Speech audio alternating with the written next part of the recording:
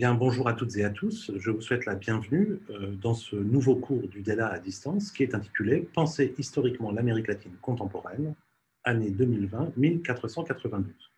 Ceci est donc la vidéo inaugurale de ce semestre dans laquelle je vais vous présenter l'esprit dans lequel a été conçu ce cours, la démarche intellectuelle, je dirais, qu'il y a derrière ce cours. Mais avant toute chose, je voudrais me présenter, puisque c'est important que vous sachiez d'où je parle. Je m'appelle Olivier Compagnon, je suis professeur d'histoire contemporaine à l'Institut des études de l'Amérique latine depuis 2013. J'ai également été maître de conférences ici à partir du début des années 2000, donc je suis un ancien de la maison. Et ma trajectoire de recherche depuis 20 ou 25 ans a été structurée autour de trois grandes questions. La première a trait à l'histoire religieuse de l'Amérique latine contemporaine, plus précisément l'histoire du catholicisme, puisque je me suis intéressé à ce que j'appelle la modernisation politique du catholicisme, qui consiste en fait en un long accommodement, un long et complexe accommodement du catholicisme avec la démocratie, processus qui commence dans les années 1930 et qui se poursuit d'ailleurs jusqu'à aujourd'hui, et qui est tout à fait décisif pour comprendre notamment la consolidation démocratique que l'on observe dans toute la région à la fin du XXe siècle. Cet intérêt politique pour le catholicisme s'est doublé d'ailleurs, toujours dans ce premier champ de recherche sur l'histoire religieuse, d'un intérêt pour un autre phénomène qui a beaucoup marqué les 50 dernières années en Amérique latine, à savoir la fragmentation du champ religieux latino-américain, puisque vous le savez, l'Église catholique détenait un quasi-monopole religieux vers 1945-1950. Presque tous les latino-américains se déclaraient catholiques au milieu du XXe siècle, et ce n'est plus du tout le cas aujourd'hui, puisqu'on a assisté entre-temps à un essor assez spectaculaire des églises protestantes, des églises évangéliques, qui, on le voit très bien par exemple aujourd'hui dans le Brésil de Jair Bolsonaro, contribuent à une profonde reconfiguration des relations entre religion et société, entre religion et politique. Donc ça, c'est mon premier champ de recherche. Mon second champ de recherche, il a trait à la question des circulations culturelles entre l'Amérique latine et le reste du monde, et plus précisément avec l'Europe. Mais j'ai essayé de prendre cette question un peu à rebours de ce qu'avait fait l'historiographie traditionnelle, qui insistait dans la plupart des cas sur les circulations culturelles depuis les centres présumés, c'est-à-dire l'Europe, les États-Unis, vers les périphéries présumées, à savoir l'Amérique latine. Et ce que j'ai essayé de faire, c'est de prendre la question en sens inverse, en quelque sorte, et de montrer que s'il y a bien des hégémonies économiques, des centres du Nord, du premier monde, vis-à-vis de l'Amérique latine, cela n'empêche pas qu'il y ait aussi des circulations culturelles depuis l'Amérique latine vers les États-Unis ou vers l'Europe. Et ça, on peut l'illustrer par de très nombreux exemples. Dans le domaine musical, par exemple, la circulation de la bossa nova parmi les musiciens de jazz nord-américains au tournant des années 50 et 60, ou dans le domaine de l'histoire intellectuelle, par exemple, la circulation très importante de la théorie de la dépendance, une théorie économique proprement latino-américaine, née à la fin des années 60, dans les milieux tiers-mondistes européens des années 70 et 80. Et mon troisième champ de recherche, le plus récent, celui en tout cas qui a donné lieu à mon dernier livre important, personnel, le livre fait seul, avait à voir avec l'impact de la Première Guerre mondiale en Amérique latine, un impact que j'ai travaillé à partir d'une étude comparée entre les cas de l'Argentine et du Brésil, et que j'ai surtout évalué du point de vue culturel et intellectuel, plutôt que des points de vue économiques et diplomatiques qui avaient déjà été travaillés. Donc voilà pour ce qui est de la présentation personnelle. Maintenant, ce cours évidemment qui intrigue un peu au travers de son titre, puisque c'est vrai qu'un cours d'histoire, généralement, c'est intitulé autour d'une date en amont, une date en aval, je ne sais pas moi, 1890-1945, et non pas comme ça, à rebours, année 2020, 1492. Qu'est-ce que ça veut dire d'intituler un cours de cette sorte, et qu'est-ce qu'il y a derrière? Alors, pour vous le dire d'abord extrêmement simplement, l'enjeu, c'est de partir, et c'est ce qu'on fera d'ailleurs dans l'ensemble des blocs qui vont structurer ce cours, l'enjeu, c'est toujours de partir du trait contemporain. Ce que j'appelle le trait contemporain, ce n'est pas forcément là, maintenant, le début des années 2020, je dirais que ce sont les 10, 15, 20 dernières années, partir en tout cas de problématiques qui ont été dans l'agenda politique du gouvernement latino-américain, qui ont été au cœur des débats dans les sociétés civiles latino-américaines ou au cœur des débats dans les sciences sociales, donc en tout cas des problématiques d'aujourd'hui, et d'essayer de les considérer à l'aune du temps long, à l'aune de la longue durée, à l'aune d'une historicisation. Avec derrière, évidemment, l'idée qu'il y a dans les fonctionnements contemporains de nos sociétés sans doute des éléments d'explication très conjoncturels, mais aussi des éléments d'explication structurels qui nous contraignent si l'on veut bien comprendre le fonctionnement de ces sociétés. Et si on veut d'ailleurs éventuellement trouver des solutions adéquates pour remédier à un certain nombre des problèmes qui caractérisent ces sociétés, nous contraignent donc à historiciser et à prendre la mesure de ces logiques structurelles. Des logiques structurelles qui peuvent nous ramener 20, 30, 40, 50, 60 ans en arrière, ou parfois 4 siècles en arrière, comme nous aurons l'occasion de le faire, par exemple, lorsque nous travaillerons autour des notions de multiculturalisme, de racisme, d'État plurinational, enfin, en tout cas, autour de la grande question des relations interethniques, pour le dire rapidement, en Amérique latine. Donc,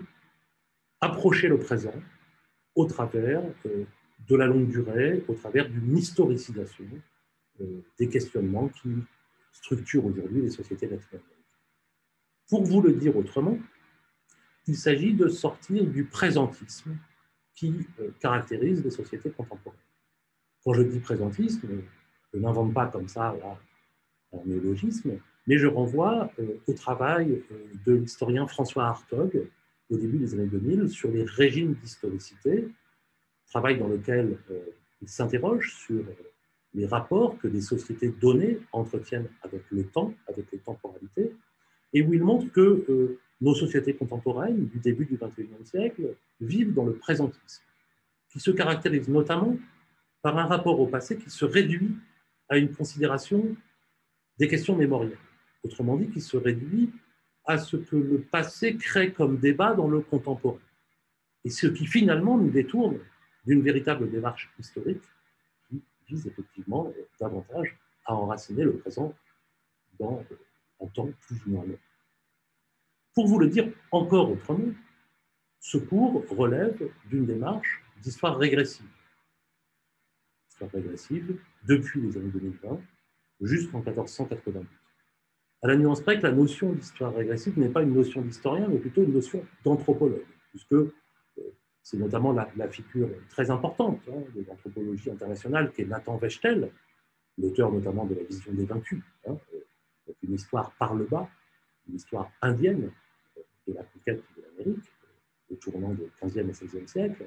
C'est Nathan Wechtel qui est le père de l'histoire régressive et qui a donné lieu ensuite en anthropologie à de nombreux travaux, dont d'ailleurs, pour prendre un exemple, j'allais dire proche géographiquement, les travaux de Capucine Boisdin, ma collègue anthropologue de l'Institut d'Amérique latine, qui a publié en 2011 un livre intitulé « Guerre et métissage au Paraguay, 2001-1767 », qui effectivement part d'une observation de communautés très contemporaines au Paraguay pour ensuite décrypter le fonctionnement de ces communautés dans un dialogue permanent entre le présent et le passé. Et donc, ce n'est pas une démarche d'histoire régressive au sens exact où les anthropologues l'entendent que je vous propose au travers de ce cours, mais cette influence, disons, intellectuelle est également présente dans la manière dont j'essaie d'articuler justement l'observation du présent et la nécessaire historicisation des problématiques qui traversent cette contemporanéité. Dernier point de cette introduction, le cours va être structuré autour de 4 grands blocs thématiques. Le premier d'entre eux est intitulé « L'État, le développement économique et les inégalités », où on s'intéressera à l'idée des États faibles en Amérique latine, où on s'intéressera aux trajectoires contrastées du développement économique et à des héritages de temps long des structures économiques contemporaines de l'Amérique latine, et on s'intéressera évidemment aux causes plus ou moins lointaines des inégalités dans une région, je vous le rappelle, vous le savez, qui est de très loin la plus inégalitaire du monde. Dans un second bloc plus politique, on s'intéressera aux questions de démocratie, populisme et mémoire des passés autoritaires. Dans un troisième bloc que j'ai intitulé « Société et religion », on s'intéressera à la fois à la question du multiculturalisme contemporain, de sa réalité, de ce que veut dire la naissance de constitutions multiculturelles à la fin du XXe siècle, au début du XXIe siècle, par rapport au fonctionnement socio-racial des sociétés latino-américaines contemporaines, et puis en même temps aux questions religieuses que j'évoquais très rapidement tout à l'heure quand je me suis présenté. Et puis enfin, un dernier bloc s'intéressera à l'insertion de l'Amérique latine dans le monde, à la fois en termes de relations internationales, mais aussi en termes d'histoire culturelle, au travers, si vous voulez, de l'exportation internationale des produits culturels latino-américains, le succès de la littérature latino-américaine, le succès du cinéma latino-américain. Ça aussi, c'est le produit d'une histoire, c'est pas seulement des données aujourd'hui de succès de tel ou tel auteur, c'est le produit d'une histoire qui nous ramène au moins au début du XXe siècle. Et c'est donc ce que nous étudierons dans ce dernier bloc. Avant d'entrer dans le vif du sujet de ces 4 blocs, et après cette vidéo inaugurale, je ferai une petite vidéo intermédiaire dans laquelle j'essaierai de vous expliquer que la notion d'Amérique latine, vous le savez déjà dans une certaine mesure,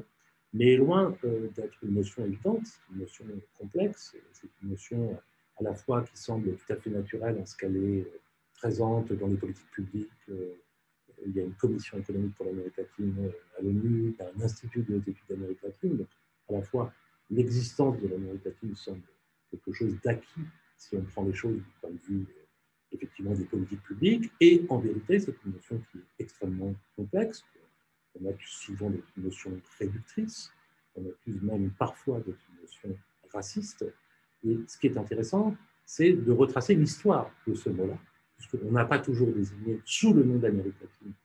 la région qui nous intéresse, entre le nord du Mexique et la Patagonie, en gros. Et donc, je vous proposerai une petite vidéo intermédiaire entre cette introduction, qui se termine maintenant, et l'entrée dans le premier bloc, pour réfléchir en une quinzaine de minutes à cette trajectoire de l'expression de la notion, du concept, du mot, que faut-il dire d'ailleurs, on en parlera, Amérique latine. Bien, j'espère que tout ça vous a donné envie de continuer. De toute façon, vous êtes un petit peu obligé de continuer si vous voulez valider votre diplôme.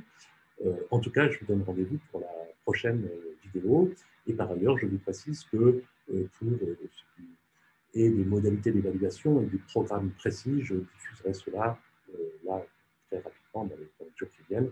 sur le site du cours. Merci beaucoup pour votre attention et à très bientôt.